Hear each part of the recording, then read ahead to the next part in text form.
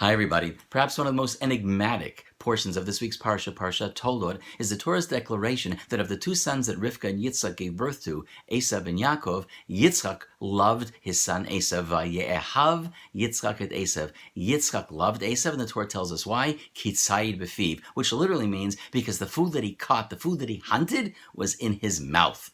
It sounds like Yitzchak is blinded to the truth of the difference between the two sons, whereas Yaakov is an ethical, scholarly, devoted man to God and God's teachings.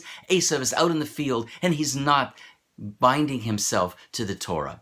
Why would Yitzchak want to love that son more than the other? Perhaps what the Torah is trying to tell us is Kitzayid befiv isn't about the food that Esav put into Yitzchak's mouth, but rather Yitzchak recognized that which was coming out of Esav's mouth. Esav was that child that was doubting, he was skeptical. He was not the child who was davening and putting on tefillin. He was not the child who was spending his time in class learning. He was the child who preferred to be away. He was the child that was on the verge of leaving it all behind. He was the child out of whom mouth came not words of religion and faith, but of doubt and anger. And Yitzchak realized that the only chance he had to keep him part of his sphere of influences was to love him and to draw him closer. Yitzchak then becomes an example of unconditional love to a child that challenges us. And surely that's the type of love we want Hashem to show to us. It's a Torah thought. It only takes a moment. Shabbat Shalom, everybody.